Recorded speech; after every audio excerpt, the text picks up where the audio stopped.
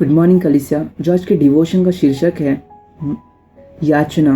आइए वचन क्रम बढ़ते हैं। मत्ती के 20वें अध्याय 29 से 34 वचन में आपके सामने पढ़ता हूँ। जब वे यरीहो से निकल रहे थे तो एक बड़ी भीड़ उसके पीछे हो ली, और दो अंधे जो सड़क के किनारे बैठे थे यह सुनकर कि यीशु जा रहा है, पुकार कर कहने लगे, हे प्रभु दाऊद की संतान, हम पर दया कर। लोगों ने उन्हें डांटा कि चुप रहे, पर वे और भी चिल्लाकर बोले, हे प्रभु दाऊद की संतान, हम पर दया कर।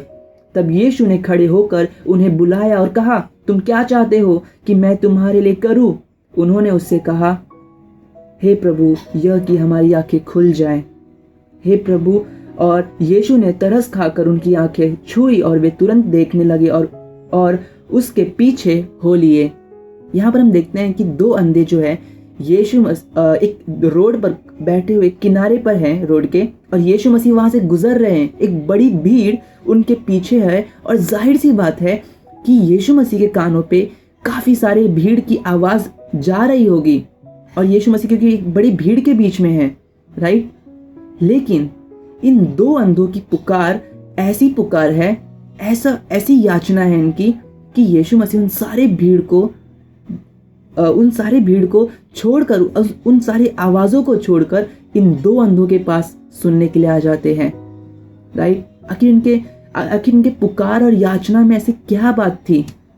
यहाँ पर हमें देखने के लिए मिलता है कि वो विश्वास से मसीह को बुला रहे थे। वो एक आशा, एक उम्मीद से मसीह को बुला रहे थे, और वो ये विश्वास कर रहे थे कि हमारे दर्द का जो दवा है वो सिर्फ यीशु के पास है, और यीशु मसीह को वो प्रभु दाऊद की संतान और हम पर दया कर। ये दया जो है यहाँ पे हमें देखने मिलता है कि ये बहुत ही आशा और बहुत ही उम्मीद लेकर यीशु मसीह के पास आए और याचना कर रहे थे, राइट। ये इस तरीके की उनकी पुकार थी। आज परमेश्वर भी है जो हमारी जिंदगी में, जब हम भी अपने दुखों में, अपने दर्द में, शायद हमें भी ऐसा लगता होगा कि शायद ये परिस्थिति मुझसे कभी दूर नहीं जाएगी। शायद हमारी जो सोच है कि हम परमेश्वर को मैं बताऊं या ना बताऊं, इस तरीके की हो चुकी है।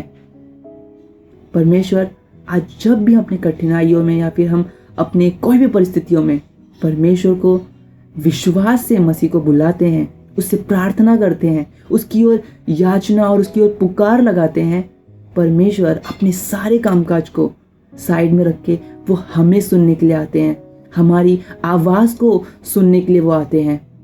क्यों? क्योंकि वो हमसे प्रेम रखता है, क्योंकि हम उसकी नज़र में बहुमूल्य है और हमेशा रहेंगे, राइट। वो अपनी भलाई और अपनी करुणा हमें दिखाना कभी नहीं बंद करता।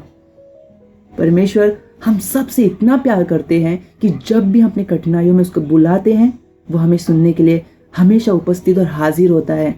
लेकिन परमेश्वर हमसे चाहते हैं कि हम इसी दर्द और इसी चाहत के साथ और इसी विश्वास के साथ परमेश्वर को बुलाए और उससे याचना करें, राइट। और वो हमें सुनने के लिए ज़रूर आता है। तो आइए हम भी परमेश्वर के सामने इसी तरीके से, इसी चाहत, इस दो अंधों की जो याचना की तरह, विश्वास की तरह, इनके ही विश्वास की तरह, हम भी अपने कठिनाइयों को, अपने मुश्किलों को, अपने दुखों को इसी सेम विश्वास और याचना के साथ परमेश्वर की ओर पुकारे हम, राइट। क्योंकि हमारे सारे दुखों का जो हल है वो केवल परमेश्वर के पास है। आमीन।